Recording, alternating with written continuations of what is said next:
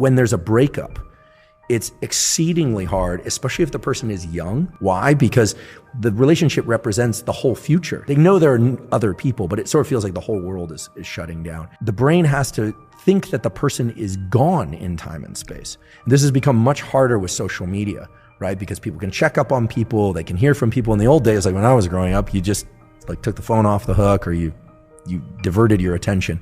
Now we are constantly renewing that the person is still there. And so love and the loss of love and the death grief are virtually identical. It's that motivational state. And this is why it's so hard to not reach out to somebody that you really miss and want back. I saw a study last week that had researchers asking participants to rate emotional and physical pain of a breakup. They found that women tend to be more negatively affected by breakups, reporting high levels of both physical and emotional pain. But while breakups hit women the hardest, they tended to recover more fully. Men, on the other hand, rarely fully recovered. I thought that was very interesting. I wasn't too sure what that meant. Yeah, it's interesting. It also rings true with my experience and my observations. This could relate to a number of things, and here I'm painting with a broad brush, right? How comfortable one is feeling their feelings, is male or female, is going to strongly dictate how quickly one moves through grief. This is the same thing as trauma. The more willing someone is to feel the full depth and intensity of the feelings that they associate with that trauma, the more quickly they're going to move through the trauma. Again, I'm lifting from Paul Conti's words, so these aren't mine, but people use a number of strategies. They use distraction.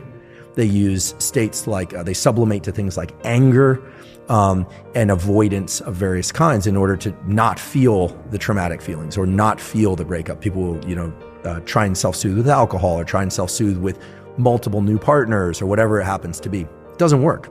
It just extends it because this map of space, time, and closeness needs to be fractured. And the only way to do that is for the brain to have to confront the reality, which is that by breakup, they are no longer available. It's like the food on the other side of that wall is gone. It's just not there anymore. Or that the food that was accessible, now there's a wall in between and you will not get through it. And you can see this actually in animal studies that are kind of hard. They're actually very hard to watch. You'll see the animal perseverate, literally damage its own body trying to get through a barrier to something it's highly motivated to see. People do that post-breakup. They usually do that by talking to everybody about the breakup, which is its own form of perseverating on the motivation. What did I do? What did I do wrong? This and that. And some of that analysis is healthy. Some of it's not.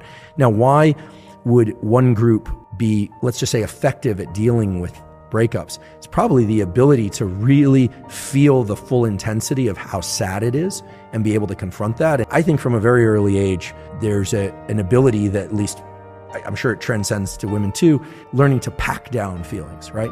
And so what are we really talking about when we're talking about pack down feelings? I'm not a psychologist, but what we learn is top-down control, forebrain to autonomic control. It's the same thing like, I don't want to jump off the high dive, or I don't want to do this public speaking, but I'm gonna kind of like, I'm just going to force myself. I'm going to David Goggins it, right? Grief is an autonomic state. We say it has valence, has negative valence, but it's high levels of autonomic arousal with a negative connotation, because you can be high levels of autonomic arousal with happiness, right? You can be very alert and aroused and happy, very alert and aroused and sad. It's very alert and aroused and sad, and yet we learn how to tamp that down. What is tamping down? It's reducing our heart rate. It's going to work each day, being a functional human being. There's a lot of that, rather than allowing ourselves to, sob uncontrollably into a pillow.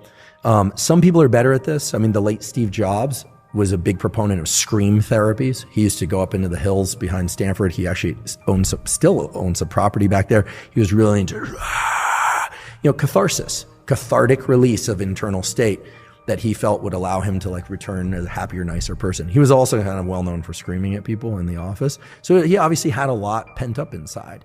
So I think the better that we can lean into the emotional states that we fear the most, but in a controlled way where we're not harming ourselves or other people, the better. The more that we try and avoid that, and we try and sublimate, or just, and I've done this, so I'm speaking from experience, I would use the anger or the sadness from an experience to just work 10 times longer, 10 times harder, to just get that much more focus. You're taking that autonomic arousal, that narrow aperture and that energy, and you're putting it onto something that moves your life forward. So in some cases that's good because you still need to function. but it can give you here I'll just say, it gave me the illusion that I was working through something because you get all the accoutrements and rewards of hard work. But what you don't do is remap that space-time closeness map. And then I guarantee you find yourself 5 or 10 years later wondering why you're so exhausted or why certain things in life aren't going well. And it's because when they say you haven't dealt with the loss, you never actually allowed yourself to feel the feelings. But once you do, it's like a valve, it releases.